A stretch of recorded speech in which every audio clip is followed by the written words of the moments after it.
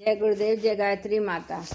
भागवत पुराण 20वां अध्याय, तृतीय स्कंध।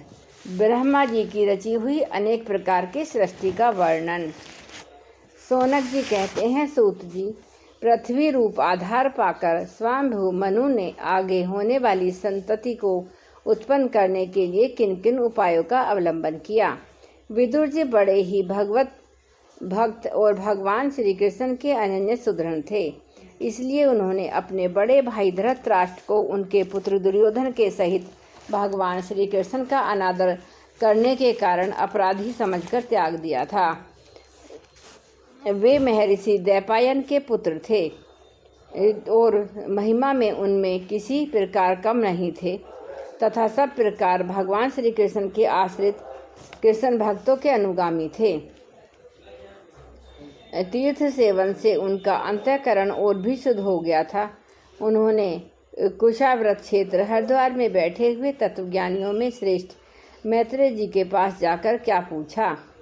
सूत जी, उन दोनों में वार्तालाप होने पर श्री हरि के चरणों से संबंध रखने वाली बड़ी पवित्र कथाएं हुई होंगी, जो उन्हीं चरणों से निकले हुए गंगा जल के समान संपूर्ण पापों का नाश करने वाली होंगी।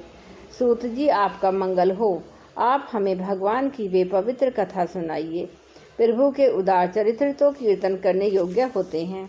भला ऐसा कौन रसिक होगा जो श्री हरि के लीलामृत पान करते करते तृप्त हो जाए। नैमी शारणवासी मुनियों के इस प्रकार पूछने पर उग्रशर्वा सूत जी ने भगवान में चित्त लगाकर उनसे कहा, सुनिए। सूत जी ने कहा, मुनिगण, अपनी माया से वराह रूप धारण करने वाले श्री हरि की रसातल से पृथ्वी को निकालने और खेल में ही तिरस्कार पूर्वक हिरण्याक्ष को मार डालने की लीला सुनकर विदुर जी को बड़ा आनंद हुआ और उन्होंने मुनिवर मैत्रेय जी से कहा। विदुर जी ने कहा, राजन ब्राह्मण, आप परोक्ष विषयों को भी जानने वाले हैं, अतः यह बतलाइए कि प्रजापतियों के पति श्री ब्रह्मा जी ने मरीचि और आदि प्रजापतियों को उत्पन्न करने के फिर सृष्टि को बढ़ाने के लिए क्या किया। मरीच आदि मुनीश्वरों ने और स्वयंभू मनु ने भी ब्रह्मा जी की आज्ञा से किस प्रकार प्रजा की वृद्धि की। क्या उन्होंने इस जगत को पत्नियों के सहयोग से उत्पन्न किया था या अपने कार्य में स्वतंत्र रहकर तथा सबने एक साथ मिलकर इस जगत की रचना की। मैत्रेय जी ने कहा, विदुर जी, जिसकी गति को जानना अत्यंत कठिन है, उस जीवों के प्रारब्ध, प्रकृति के नियंता पुरुष और काल, इन तीन हेतुओं से भगवान की सन्निधि से त्रिगुण में प्रकृति में शोभ होने पर उससे महत्व उत्पन्न हुआ। मैत्रेय जी ने कहा, विदुर जी, जिसकी गति को जानना अत्यंत कठिन है, उस जीवों के प्रारब्ध, प्रकृति के नियंता पुरुष और काल, इन तीन हेतुओं से तथा भगवान की सन्निधि से त्रिगुण में प्रकृति में शोभ होने पर उससे महत्व उत्पन्न हुआ। देव की प्रेरणा से रज प्रधान महत्व से वैकारिक, सात्विक, राजस और तामस तीन प्रकार का अहंकार उत्पन्न हुआ। उसने आकाश आदि पांच तत्वों के अनेक वर्ग प्रकट किए। वे सब अलग अलग रहकर भूतों के कार्य रूप ब्रह्मांड की रचना नहीं कर सकते थे। इसलिए उन्होंने भगवान की शक्ति से परस्पर संगठित होकर एक सुवर्ण वर्ण अंड की रचना की। वह अंड चैतन्य शून्य, इसलिए उन्होंने भगवान की शक्ति से परस्पर संगठित होकर एक स्वर्ण वर्ण अंड की रचना की। वह अंड चेतना शून्य अवस्था में 1000 वर्षों से भी अधिक समय तक कारणाभिधि के जल में पड़ा रहा। फिर उसमें श्री भगवान ने प्रवेश किया। उसमें अधिष्ठित होने पर उनकी नाभि से सहस्त्र सूर्यों के समान अत्यंत देदीप्यमान एक कमल प्रकट हुआ, जो संपूर्ण जीव समुदाय का आश्रय था। उसी से स्वयं ब्रह्मा जी का भी आविर्भाव हुआ। जब तब ब्रह्मांड के गर्भ रूप जल में शयन करने वाले श्री नारायण देव ने ब्रह्मा जी के अंतःकरण में प्रवेश किया, तब वे पूर्व कल्पों में अपने ही द्वारा निश्चित की हुई नाम रूपमयी व्यवस्था के अनुसार लोकों की रचना करने लगे। सबसे पहले उन्होंने अपनी छाया से तामिश्र, अंधतामिश्र, तम मोह और महामोह यूं 5 प्रकार की अविद्या उत्पन्न की। ब्रह्मा जी को अपना वह तमोमय शरीर अच्छा नहीं लगा, अतः उन्होंने उसे त्याग दिया। तब जिससे भूख प्यास की उत्पत्ति होती है, ऐसे रात्रि रूप उस शरीर को उसी समय उत्पन्न हुए यक्ष और राक्षसों ने ग्रहण कर लिया। उस समय भूख प्यास से अभिभूत होकर वे ब्रह्मा जी को खाने को दौड़ पड़े और कहने लगे, इसे खाओ, खा जाओ।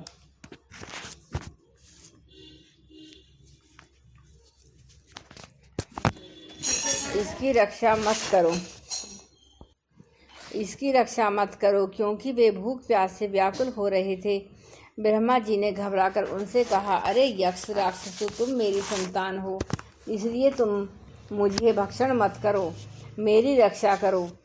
उनमें से जिन्होंने कहा खा जाओ वे यक्ष हुए, और जिन्होंने कहा रक्षा मत करो वे राक्षस कहलाए। फिर ब्रह्मा जी ने सात्विकी प्रभा से देदीप्यमान होकर मुख्य देवताओं की रचना की। उन्होंने क्रीड़ा करते हुए ब्रह्मा जी के त्यागने पर उनका वह दिन रूप प्रकाश में शरीर ग्रहण कर लिया। इसके पश्चात ब्रह्मा जी ने अपने जघन देश से कामासक्त असुरों को उत्पन्न किया। वे अत्यंत कामलोलुप होने के कारण उत्पन्न होते ही मैथुन के लिए ब्रह्मा जी की ओर चल पड़े। यह देखकर पहले तो वे हंसे, किंतु फिर उन्हें निर्लज असुरों को अपने पीछे लगा देख भयभीत और क्रोधित होकर बड़े जोर से भागे।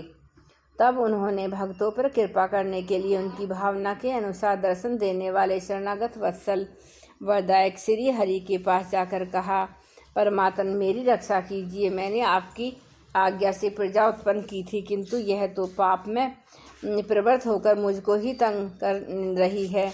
हे नाथ, एकमात्र आप ही दुखी जीवों का दुख दूर करने वाले हैं, और जो आपकी चरण शरण में नहीं आते उन्हें दुख देने वाले भी एकमात्र आप ही हैं। प्रभु तो प्रत्यक्षवत सबके हृदय के जानने वाले हैं। उन्होंने ब्रह्मा जी की आतुरता देखकर कहा, तुम अपने इस कामाकलुषित शरीर को त्याग दो। भगवान के यों कहते ही उन्होंने वह शरीर भी छोड़ दिया।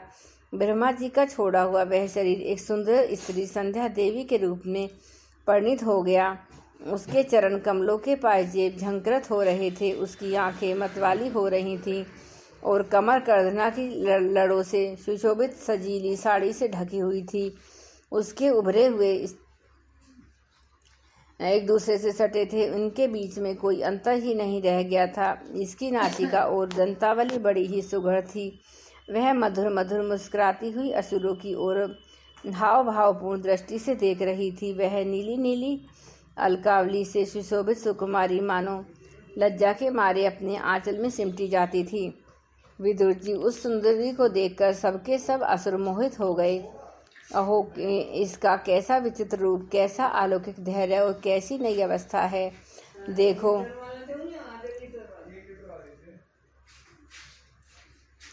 इस प्रकार इनको बुद्धि दैत्यों ने रूपिणी संध्या के विषय में तरह तरह के तर्क वितर्क करके उसका बहुत आदर करते हुए प्रेम पूर्वक पूछा, सुंदरी तुम कौन हो और किसकी पुत्री हो? भामिनी, यहाँ तुम्हारे आने का क्या प्रयोजन है? तुम अपने अनूप रूप का यह बेमोल सौदा दिखाकर हम अभागों को क्यों तरसा रही हो? अब ले तुम कोई भी क्यों न हो, हमें तुम्हारा दर्शन हुआ, यह बड़े सौभाग्य की बात है।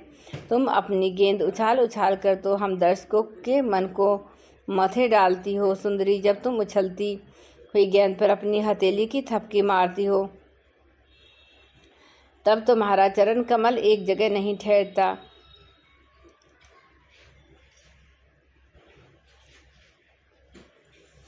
तुम्हारा केशपाश कैसा सुंदर है। इस प्रकार स्त्री रूप से प्रकट हुई उस सायंकालीन संध्या ने उन्हें अत्यंत परेशान कर दिया और उन मूढ़ों ने उसे कोई रमणी रतन समझकर ग्रहण कर लिया।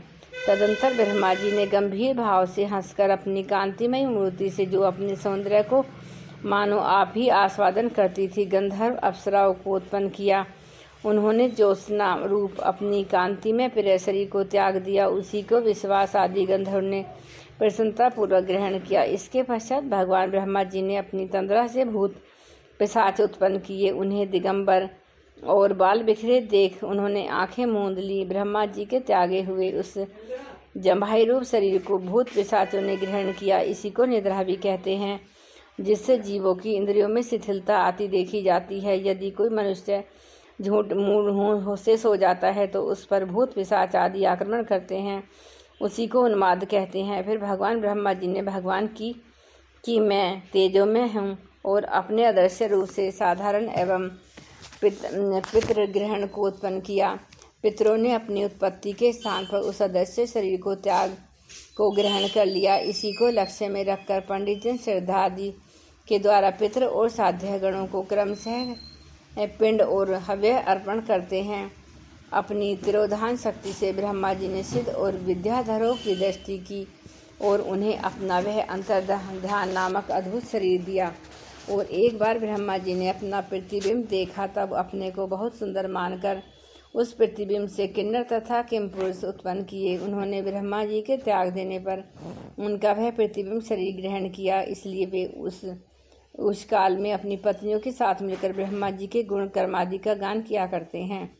एक बार ब्रह्मा जी सृष्टि की वृद्धि न होने के कारण बहुत चिंतित होकर हाथ पैर आदि अवयवों को फैलाकर लेट गए और क्रोधवश उस भोगमय शरीर को त्याग दिया। उससे जो बाल झड़कर गिरे वे अही हुए और तथा उसके हाथ पैर सिकोड़कर चलने से क्रूर स्वभाव सर्प नाग हुए, जिनका शरीर फण रूप से कंधे के पास बहुत फैला होता है। एक बार ब्रह्मा जी ने अपने को कृतकृत्य सा अनुभव किया। उस समय अंत में उन्होंने अपने मन से मनुओं की सृष्टि की।